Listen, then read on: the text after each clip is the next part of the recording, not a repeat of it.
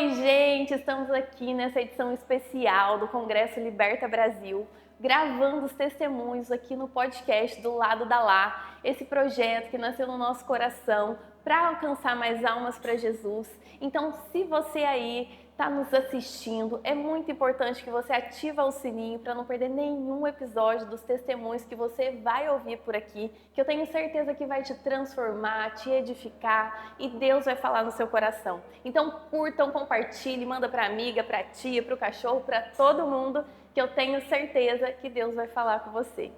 E hoje o nosso convidado é um grande homem de Deus, pregador da palavra, tem ganhado muitas almas para Jesus através da palavra de Deus. E eu tô com ele, Marco Feliciano.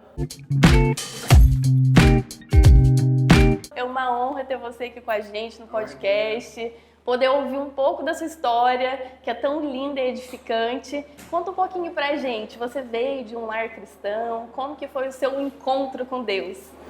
Você é mineira, né? Sim. Então senta que lá vem história. Adoro. Laís, né? Isso. Laís, eu não venho de lar cristão, né? Não de lar evangélico. Eu venho do catolicismo. Eu fui coroinha na igreja católica. Uau. Eu fui coroinha na paróquia Cristo Rei, Padre Ângelo. Eu fui para a igreja, a minha conversão é uma conversão assim, daquelas mirabolantes. Sim. Deus interfere na vida de um ser humano. Eu venho de uma família extremamente pobre, abaixo da linha da pobreza. Nós dividimos 2 cômodos em 12 pessoas. Uau. E com 6 para 7 anos de idade, eu comecei a acordar todos os domingos com a batida do sino da igreja. Nossa. Cidade interior tem muito isso. Sim. Então, com a batida do sino da igreja, todos os domingos ele me acordava. Um belo dia o sino parou de bater e ele começou a chamar meu nome. Em vez de fazer tim-tom, fazia Marco. Meu Deus. E eu levantei, pulei todo mundo que estava deitado no chão, a casa era muito pequena, não tinha muita roupa, então já dormia com a roupa que ia usar no dia seguinte. Sim. E eu segui o som. De repente eu parei na frente da paróquia Cristo Rei, Meu que era a Deus. igreja católica. A porta estava fechada, isso era antes das 7 da manhã. Aí eu sentei nos degraus, porque a voz parou de me chamar e eu não sabia voltar para casa. Mas você já sabia que era Deus ali falando com você? Tinha 6 para 7 anos de idade, não tinha noção do que era isso. E ali eu fiquei naquele degrau, até que começaram a chegar as pessoas que iam organizar a missa. Chegou umas mulheres, uma espécie de freira. No interior não tinha freira, eram as mulheres que auxiliavam o padre. Né? Viram aquele menininho, aquele toquinho de gente sentado no degrau, me chamaram para a porta e me deram os folhetinhos da missa. E eu fiquei... Fui diácono com 6 anos de idade. Meu Deus. Fiquei distribuindo os panfletinhos da missa, assisti a missa toda, chorei, sem entender o porquê, porque a missa ainda era em latim. E quando terminou a missa, eu não sabia voltar para casa. Aí me levaram para casa das mulheres que cuidavam da igreja. E seus pais não sabiam que você tinha ido? Cidade pequena, né? A boca miúda, um vai falando com Sim. o outro, até que descobriram a casa que tinha. As polícias estavam lá, uma mulher chorando que o filho tinha sumido. Cheguei Que tinha eu, ido para a igreja. Minha mãe achou que eu tinha sido sequestrado, que os ciganos tinham me levado embora. Coisa de interior. Sim, eu entendo, eu vim do interior também, acho que Você todo mundo sabe. acha. Aí as mulheres falaram para minha mãe, olha, esse menino tem uma vocação, porque eu contei a história, que o sino me chamava. Então, daquele dia em diante, eu comecei a frequentar a igreja. Com 8 anos de idade, eu substituía a professora do catecismo. 9 anos de idade, eu li a Bíblia toda, de capa a capa. A Bíblia Ave Maria. A Bíblia católica, que tem 7 livros a mais que nós. Então, a minha vida começou dentro do catolicismo. Só que o mais interessante, Lex, é que o Cabrini, você deve conhecer o Cabrini, ele fez uma importância na minha vida, tem na internet. Ele foi até a minha cidade para conhecer a história em Roma. E ele foi lá, filmou a paróquia Cristo Rei. A paróquia tem a torre, e lá na torre tem campanário, só falta uma coisa no campanário, o sino. O sino? Nunca teve sino. Uau! Cidade interior funcionava assim. Meu O fazendeiro Deus! cedia um lugar, fazia-se a igreja e ele dava o sino. Sim. O fazendeiro que prometeu o sino morreu e o filho não cumpriu. Então tem a paróquia Cristo Rei, tem a torre, Uau. o campanário, só não tem o sino. E vocês descobriram esse sino depois de muito tempo? Não, porque não tinha Não sino. tinha? Sim. Nunca teve sino ali. Mas isso você descobriu na sua adolescência, já que não Já. existia o sino? Porque eu falei para as mulheres lá que o sino me chamava, elas falaram, mas que sino? Não tem sino. Uau! Mas eu acordei durante umas 3 semanas com a batida do sino. Era uma vocação. Sim. Eu nasci no dia 12 de outubro, que é uma data santa Sim. para o Brasil. Né? Minha mãe, devota de Nossa Senhora do Perpétuo Socorro. Meu avô tinha recebido um milagre no Aparecido do Norte ajoelhado. Então eu venho de uma família católica. Minha mãe dizia que eu ia ser padre. Mas aí com 13 para 14 anos eu conheci Jesus dentro de uma igreja evangélica. E como que foi esse encontro? Foi fantástico. Com 13 anos eu já estava drogado. Tudo muito precoce. Sim. A pobreza atrai a miséria e a miséria atrai a violência traz drogas e tudo mais. É um processo. E com 13 anos eu fui para a igreja, que eu trabalhava numa empresa e o moço trabalhava com... Era tataravô do computador, era uma máquina de contabilidade. Sim. Ele assoviou uma música, aquela música me tocou e eu comecei a chorar. Ele me abraçou porque eu estava chorando e disse, a música que você está tocando. Ele falou assim, então eu vou cantar, em vez de assoviar. E ele cantou um corinho antigo das Assembleias de Deus, Deus está aqui. Ah, uau. Lembra disso? Lindo, meu lindo. Deus está aqui. Aleluia. Tão certo como o ar que eu respiro. Uau. Quando ele cantou, aí eu tive um choro dobrado. Aquilo entrou na minha alma. Era uma quinta-feira. Ele falou assim, vamos na igreja comigo hoje à noite? Eu disse, vou. E eu fui. Eu entrei na Igreja Evangélica Assembleia de Deus, na Avenida 11, número 811, no centro da minha cidade. Era o culto de Pedro, Tiago e João. Aquele culto Deus, pequenininho, chovendo muito. Eu sentei do lado de um rapaz que até virou folclore depois. Ele era meu vizinho, mas eu não sabia que ele era crente. E durante o culto eu não entendia nada do que era falado, porque era um culto muito avivado, muito fervor. Eu não entendia, mas eu sentia tudo que aquele homem lá no culto, que dava aqueles pulos, falava. Aquilo mexeu muito comigo. Sim. E seus pais, nessa época que você foi conhecer Jesus, eles eram católicos. Qual que foi a reação assim, deles? Eu sou filho único de uma mãe solteira. Inclusive, minha mãe partiu para Jesus tem uma semana agora. Olha, meus sentimentos. Então, eu não tive pai, eu não tenho nome de pai no documento. Sou o famoso filho bastardo. Né? Eu nasci na época que o homem não era obrigado a assumir a paternidade. Então, só tinha minha mãe. Minha mãe não me proibiu de ir para a igreja, mas ela não foi comigo. Sim. Mas foi um processo, uma história muito longa, por isso que eu disse. Sim. A gente está aqui pronto para escutar. Lembra que eu falei do folclore? Sim. Eu sentei do lado de um rapaz, que era meu vizinho, eu não sabia que era crente. E o culto foi crescendo, e ele começou a ficar valente do meu lado. Ele começou a ficar fervoroso, agitado, ele dava uns socos para o ar, daqui a pouco ele começou a gritar aleluia, glória a Deus, e ele começou a falar umas coisas que eu não entendia nada. Sim. No final, eu perguntei para ele se a mãe dele era dona de uma floricultura. Ele falou, por quê? Mas você passou a reunião inteira falando samambaia.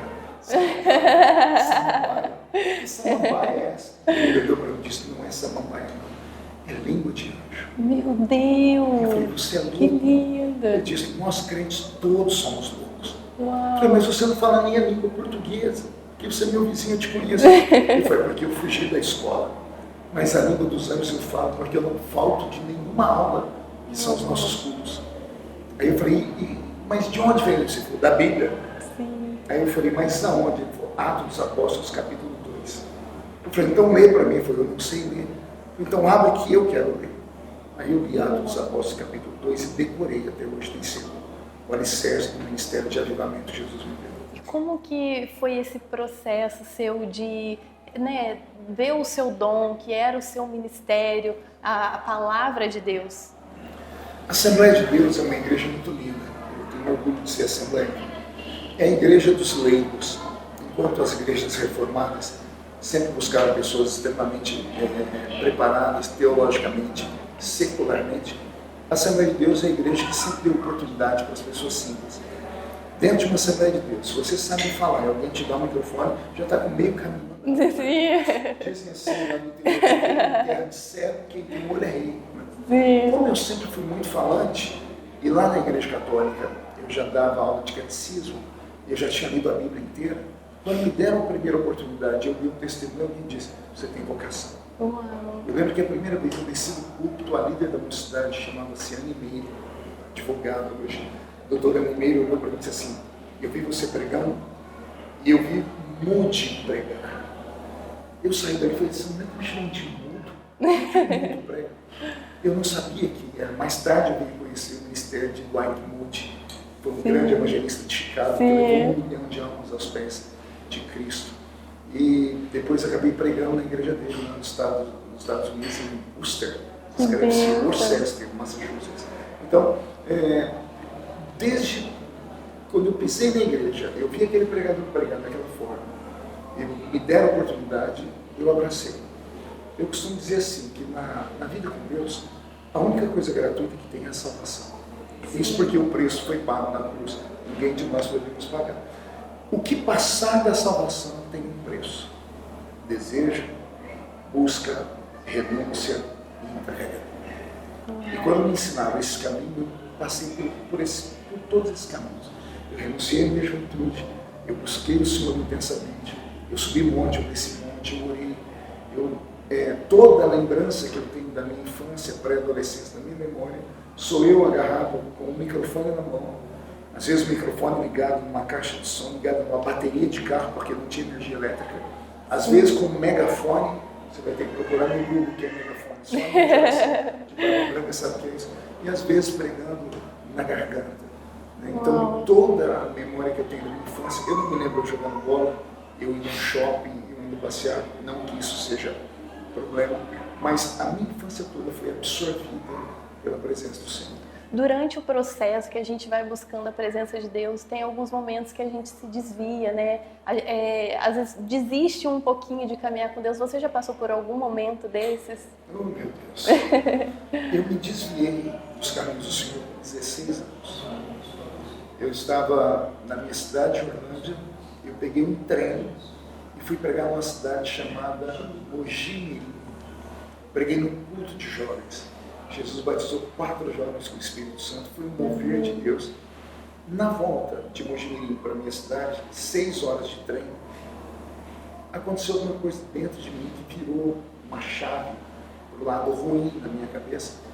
Eu comecei a pensar, o que eu estou fazendo na igreja? Eu sou novo, tenho um bom trabalho, eu já tinha naquela época uma mobilete, tem que digitar na internet.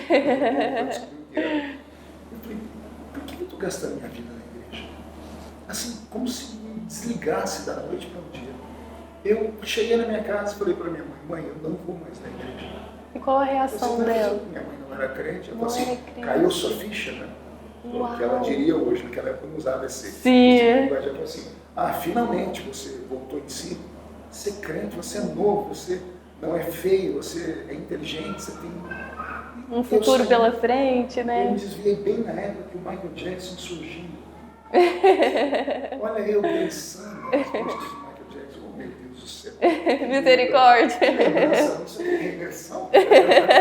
Mas foi nessa época. Então, nessa época nós tínhamos no interior os bailes, as festas, os shows. Né? E eu passei uma temporada de quase 2 anos fora da igreja. E como que foi a sua volta, o seu retorno? Você passou por algum momento assim que você fala, meu Deus, eu não posso ficar longe do Senhor? Antes de ir para a igreja, eu tive problema com drogas. Quando eu saí da igreja, a primeira coisa que eu fiz foi voltar para as drogas. Inaugurei um jornal da minha cidade, com matérias sobre jovem bebê com drogas, coisas desse nível. Porque o diabo, na primeira oportunidade que ele tem, quando ele vê uma pessoa sair dos caminhos do Senhor, é para destruir essa pessoa. Sim. Jesus disse isso, né? A casa está limpa, o espírito que saiu volta, vendo que a casa está limpa e aberta, traz 7 espíritos piores. O que eu não fiz a vida inteira, eu fiz naqueles 2 anos. Eu desci no fundo do poço. E eu tinha vontade de voltar para a igreja, mas eu não tinha força para voltar. E no interior a gente sofria muito preconceito. Eu, por exemplo, fiquei 3 semanas sem ir na igreja, ninguém me visitou. Na 4ª semana eu fui excluído, sem a visita do pastor. Pela religiosidade das pessoas, exato, né? Religiosidade antiga, enraizada. Sim. Quando falaram com o pastor que eu não estava mais na igreja, que me viram no baile, dançando, ele, sem piedade no culto, me excluiu. E a exclusão é muito séria. Mateus 16, Jesus vai dizer assim: quando dois entre vós ligarem qualquer assunto na terra, é ligado no céu. E se desligar, é desligado no céu. Nas igrejas antigas tinha um culto de ensino, e no culto de ensino havia a exclusão. Então o pastor pegava a ficha da gente, tá aqui, ó, Marco Feliciano não tem vindo mais à igreja, está no baile, ele está desviado. Então nós estamos excluindo ele. Está de banco. Nem de banco, ele está excluído da igreja. A igreja diz amém, porque o pastor precisa de coro quando dois desligam na terra. Meu nome foi apagado do livro da vida instantaneamente. E aí a brecha para o diabo entrar se torna uma avenida. Então, tudo que eu não fiz a vida toda, eu fiz naquele ano. E aonde você encontrou forças para retomar os caminhos? Aí é outra história. Entendendo? Nós temos tempo. São coisas que eu nunca contei em lugar nenhum. Eu já fiz uns 500 podcasts. Teve um dia muito especial. Eu estava com uns amigos, nós tínhamos uma gangue, naquela época era uma febre de gangues pelo Brasil. A nossa gangue chamava-se Thundercats. E se alguém rir, vai tomar um cascudo. Eram os meninos da noite, né? Sim. E dentro do clube onde eu estava, eu não sei o que aconteceu, eu briguei com alguém. E a pessoa me esbofeteou, me deu um tapa no rosto. Interior, isso é inadmissível. Sim. Peguei meus amigos, saímos, eu tinha um amigo particular que era Pantera, daí Thundercats, que eu não vou falar o nome. Nem me pergunte que eu não falo. Aí, o Pantera, o pai dele era policial, eu contei para ele, nós fomos na casa dele, ele pegou uma arma que o pai dele tinha, e eu voltei para o clube, nós íamos à forra, né? Eu ia me vingar naquele dia. Quando nós fomos entrar no clube, o segurança não deixou entrar, viu que estava armado, viu que estava alterado. Nós saímos, eu escondi a arma. No interior tem muito canteiro, né, no meio das ruas. Escondi ali. Falei para ele, vamos lá para dentro, vocês fiquem de olho no rapaz. Quando terminar, o baile eu vejo o que eu faço. Nisso eu cheirei cocaína, fiquei maluco lá dentro, dancei pulava igual um canguru. Umas 4 da manhã, entrou um homem na minha frente, usando roupa social. Ele parou na minha frente, me segurou pelo colarinho, falou alguma coisa, eu não entendia nada. Ele me deu 2 tapas no rosto, mas não para me machucar, para me acordar. Aí eu abri o olho, eu vi e falei, o que você está fazendo aqui? Era o Ronaldo. O Ronaldo foi quem me levou para a igreja. Meu Deus! E fazia muito tempo que você não via ele? 2 anos. Olha. O Ronaldo estava de roupa social e entrou dentro do clube, do baile, sábado à noite, de madrugada. E ele, quando eu falei, o que você está fazendo aqui? Ele disse assim, Deus me mandou vir aqui. Meu Deus, o cuidado, né, com a sua vida, com o seu ministério. Deus falou como, ele me tirou do clube lá fora, ele ainda estava drogado, ele estava grog, né, dopado. Ele falou, vem comigo que eu te explico. Ele me colocou no banco de um carro, me levou para a casa dele. Aí depois eu só me lembro, eu deitado no sofá, ele, a esposa, mais 2 amigos orando por mim. E eu voltei, passou o efeito das drogas, eu fui renovado, Jesus. Uau. O Espírito Santo veio sobre a minha vida. Aí ele falou para mim que ele estava orando aquela noite. Ele e a esposa dobraram o joelho do lado de cá, do lado da cama, orando. E ele ouviu uma voz, falou, busca o Marco. Ele falou que ele levantou a cabeça e perguntou para a Adriana, a esposa dele na época, você ouviu? Ela disse, não. Eu estou com muito sono. Ele abaixou a cabeça e o Senhor disse, busque o Marco. Uau, um verdadeiro cuidador mesmo, né? Deus levantou ele para cuidar de você, para o seu chamado. Por 2 vezes. Uau. Aí ele falou para Adriana, Deus está me mandando buscar o Marco. Como é que você vai achar ele nessa cidade? Ele foi, buscou um amigo que hoje é presbítero na minha igreja, que eu pastorei, que é o Fernando. E eles saíram andando, uma cidade pequena, nos bailes, e viram a minha mobilete lá. Uau. Aí ele de terno e gravata, de roupa social. Ele falou que ele ficou em dúvida se entrava ou não, porque se passasse algum irmão ali e visse ele entrar no baile, ele seria excluído na semana na frente. Ele falou que ele ficou nessa briga, e falou que o Senhor falou para ele, não se preocupe com o homem, faça a minha vontade. Uau. Naquela noite, possivelmente, eu teria acabado com a minha vida, ou com a vida do rapaz, ou com as nossas vidas, mas Jesus interferiu. Uau. Aí nesse dia, eu comecei a querer voltar, não voltei firmemente ainda para a igreja, sim, mas o temor começou a voltar. Foi gradativo, foi aos poucos. 3 meses depois eu já estava firme.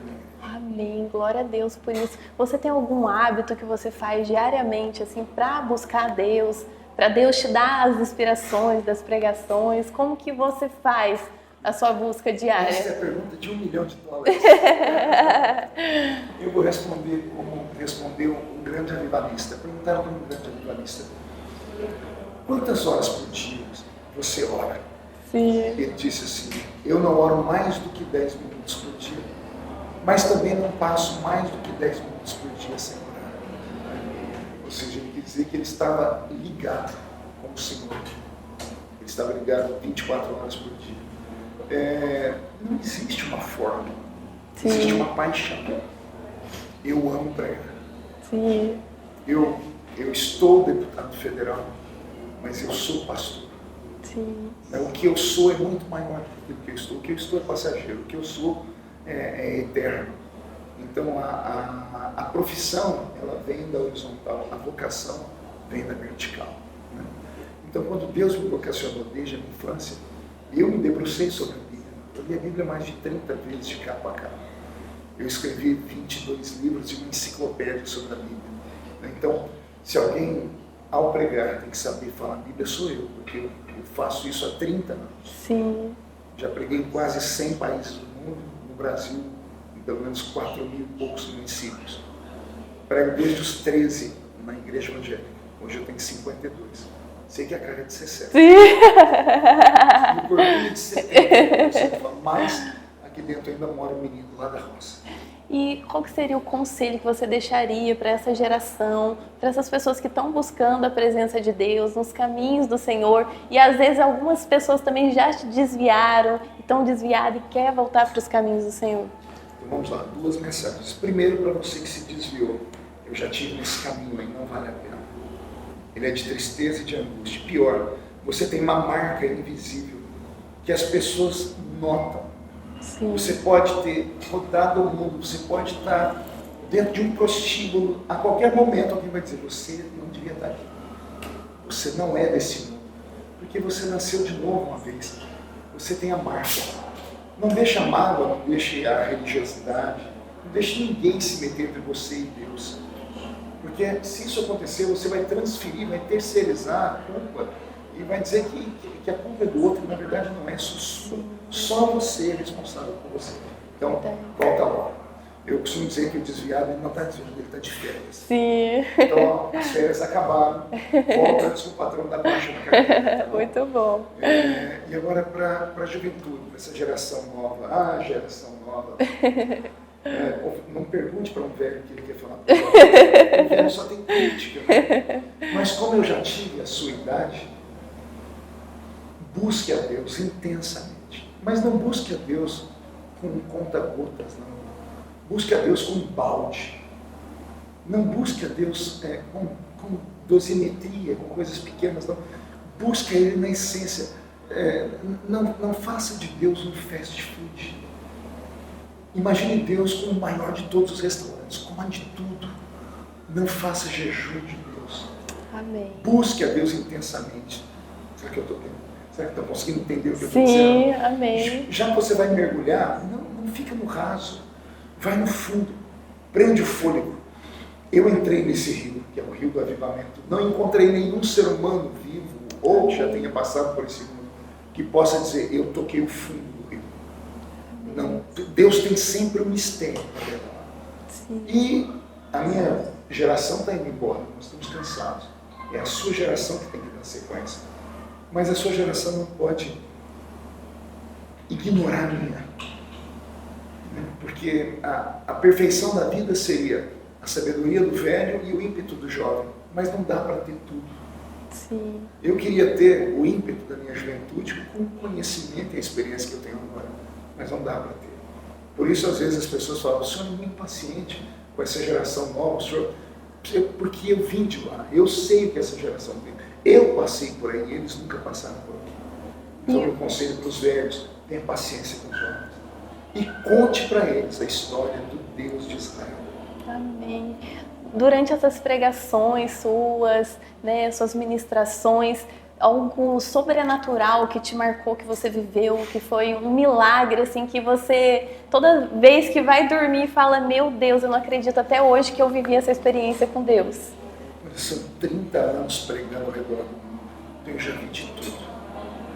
É difícil, assim, pegar uma coisa só, mas deixa eu pegar aqui um testemunho para impactar vocês, então. Adoro. Daquele bem sobrenatural, tem. Em 1998, eu preguei no continente africano pela primeira vez. Sim. Eu fui pregar em Angola. Angola ainda estava debaixo de guerra. Havia uma guerra civil acontecendo ainda. Jonas Savimbi era chamado naquela época de terrorista e ele brigava contra a UNITA, que era um partido opositor a eles. Parte do país era apoiado pelos Estados Unidos e outra parte apoiada pela Rússia. Então era um inferno, uma confusão. Eu entrei naquele país e por 40 dias eu preguei para cerca de 60 mil jovens mutilados. Meu Deus. Sem pernas, sem braços, por causa das minas que estavam plantadas pelo centro de Luanda e pelos interiores também. Sim. Então eu nunca vou esquecer essa viagem, ela foi muito marcante. Porém, o que mais me marcou foi que quando eu estava entrando no aeroporto, o país era muito pobre, o aeroporto de Luanda naquela época era como se fosse uma rodoviária de interior de São Paulo. Sim. Né? Para entrar no país, ali para você passar pela imigração, a gente ficava a céu aberto. Se chovesse, o problema era da gente. Sim. Eu estava na fila, eu assembleiano, fui para um outro país, não entendia de batalha espiritual. O assembleiano é ensinado a buscar o batismo com o Espírito Santo. Isso eu tinha. Li a Bíblia, mas eu não entendia de guerra. Eu na fila saí para pregar na África, como se eu tivesse saído da minha cidade para pregar na cidade vizinha.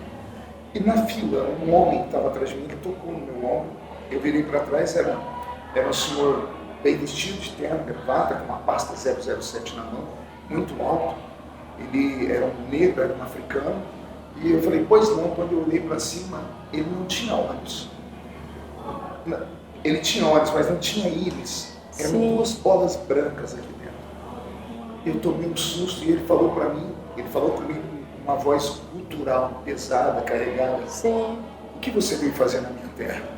Meu Deus. Quando você atravessar aquela parte ali, lá dentro é o meu dedo. Eu vou matar você. Eu tomei um choque. Sim. Eu tomei um choque. Moço, o que o senhor está fazendo? Ele abaixou a cabeça, olhou para mim, a íris voltou para o meu dedo.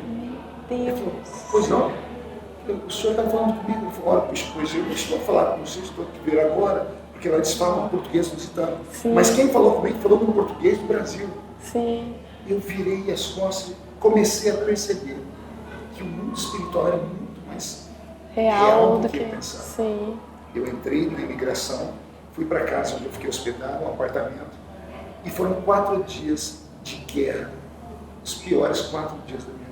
E como que você lidou com essas guerras espirituais, essas batalhas? Esses 4 dias que eu entrei dentro do apartamento e fui para o quarto, não era para ser 4 dias trancado no apartamento. Sim. Era para eu chegar e já ir pregar, mas eu não conseguia sair do quarto. De opressão espiritual? Eu passei 4 dias de jejum, 4 dias sem comer, sem beber, 4 dias tendo alucinações, um espírito de loucura me pegou.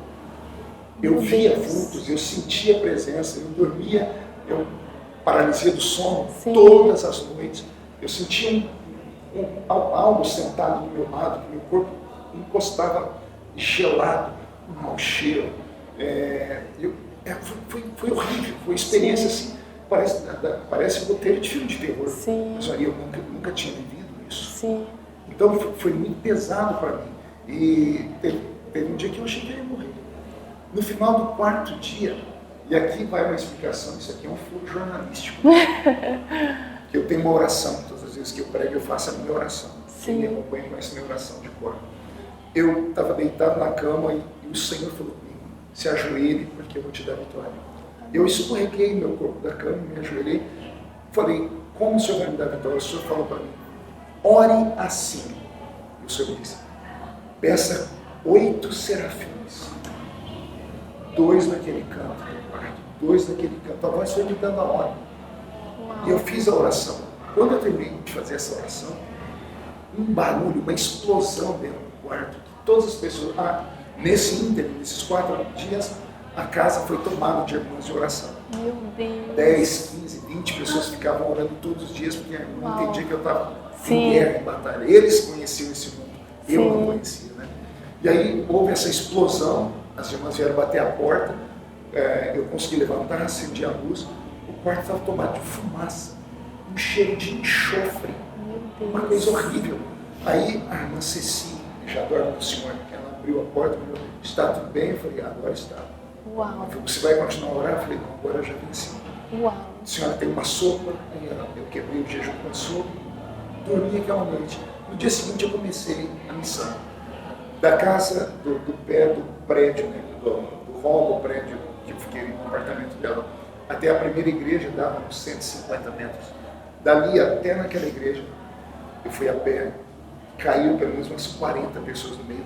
Uau, que Eu andava, as forte. pessoas iam caindo pelo chão. Eu não entendi isso, eu nunca tinha visto isso. Então foram 40 dias assim que eu passei em Angola, que mudou a minha vida, me fez entender e buscar conhecimento do mundo espiritual. E eu vi coisas ali que eu sinto saudades. Que lindo. De cura, de nascer homoplata onde não tinha homoplata, de num culto a gente orar por pessoas endemoniadas e cair 500 endemoniados numa igreja com 20 pessoas, Sim. com obreiros. As pessoas foram atraídas para ir, porque falavam que Sim. tinha um pregador de cura, eles fizeram as propagandas. E nós em 20 pessoas para expulsar 500 demônios. Eu vi pessoas parecer sapo, Uau. pessoas parecer cobra, uma coisa de maluco. Sim.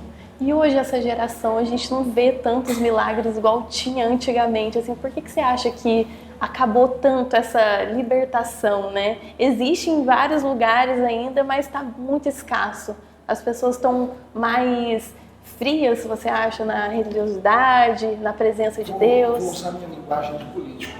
Está em moda no Brasil a manifestação. O que é uma manifestação? É um protesto. Sim.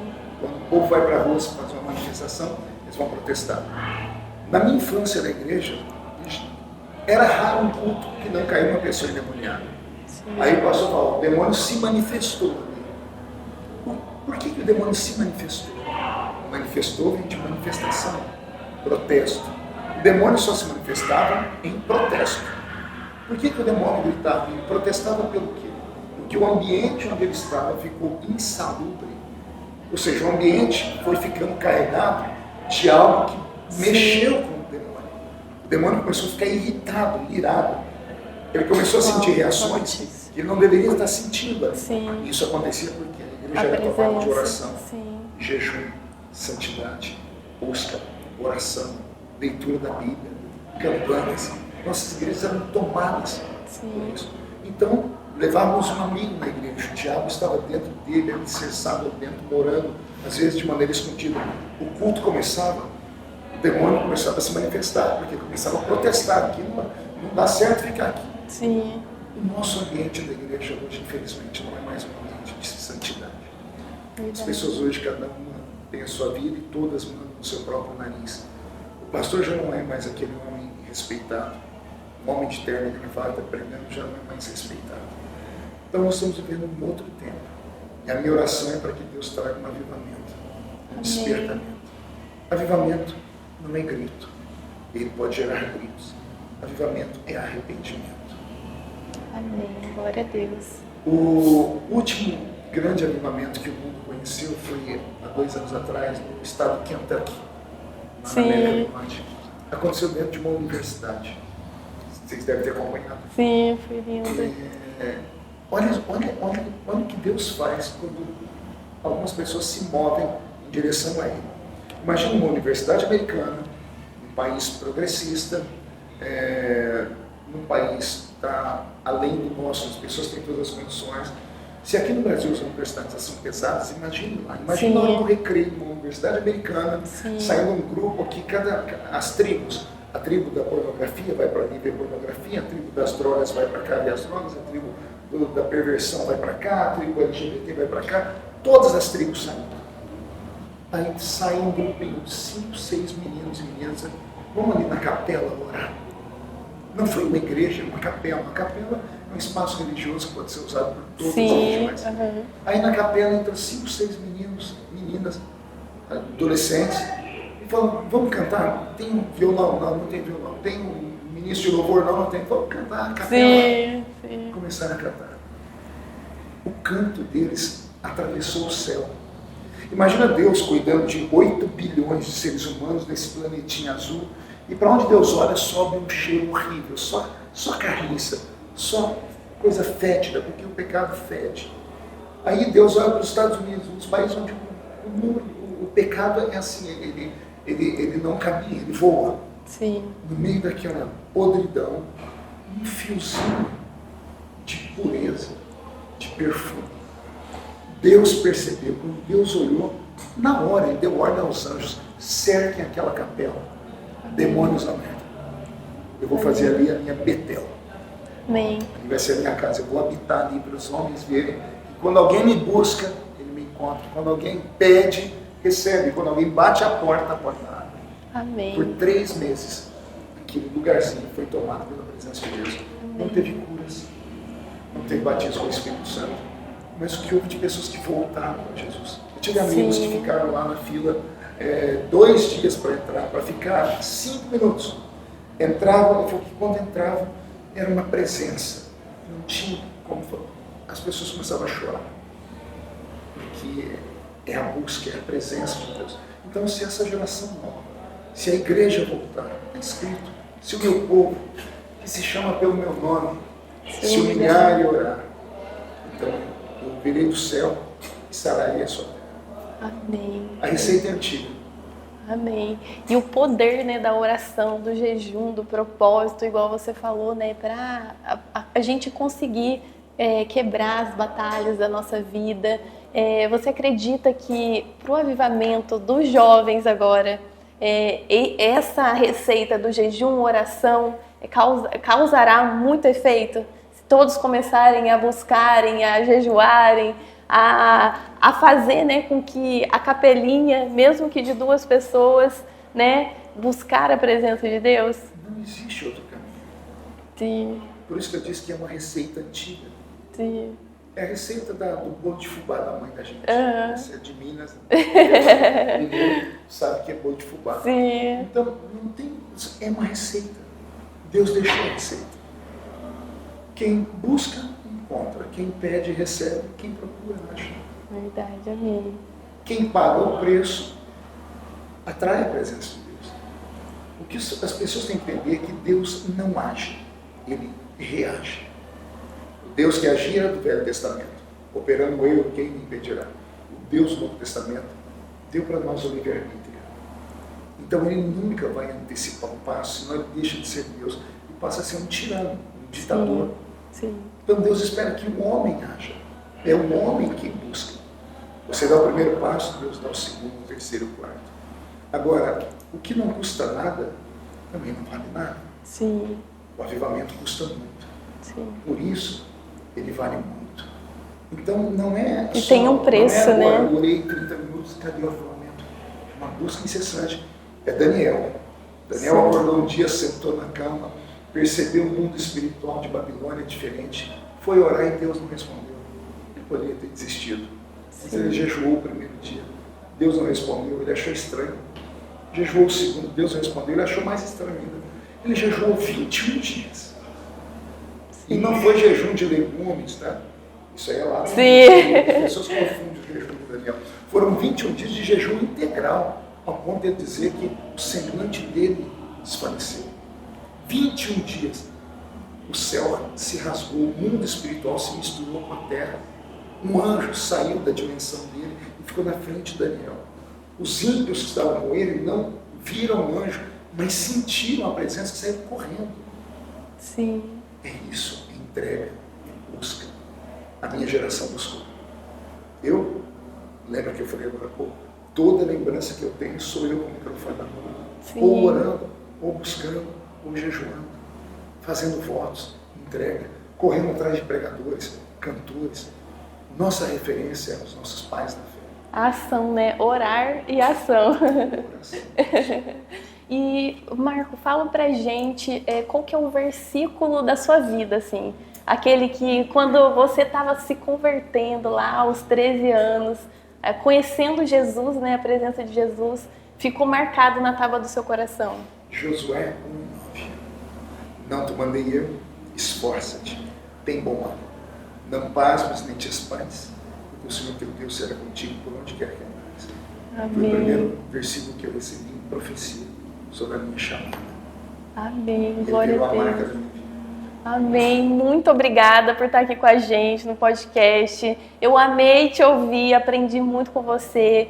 É transformador, edificador o teu testemunho. Que Deus possa te abençoar cada dia mais, te usando cada dia mais na palavra de Deus, para que você possa impactar essa geração, né? E trazer esse avivamento também, né? Ajudar nesse avivamento dos jovens de hoje. Muito obrigada pela oportunidade de estar aqui gravando com você. Eu que agradeço por essa oportunidade de estar aqui do lado da live. Se as pessoas quiserem conhecer um pouquinho mais do meu ministério, eu tenho Instagram, tenho Facebook, tem todas essas coisas aí. Sim. Temos 9 milhões de seguidores em todas as redes. Segue lá, gente. No Instagram, todos os dias de manhãzinha, 8 horas da manhã, tem um devocional, onde eu conto uma história e faço uma aplicação. É muito lindo, vale a pena. Amém, eu já assisti um devocional e é impactante também, já falou comigo através da palavra, através dos devocionais. Já fui até em algumas vigílias que Deus falou tremendamente comigo, inclusive estamos aqui no Liberta Brasil, né, esperando a pregação também do pastor Marco Feliciano aqui e ansioso para escutar a palavra de hoje. Amém, já foi, em nome de Jesus, amém. Gente, curta, compartilhe, manda para amiga, para tia, para o seu cachorro, para todo mundo, para que esse projeto venha crescer e o nome de Deus venha ser glorificado.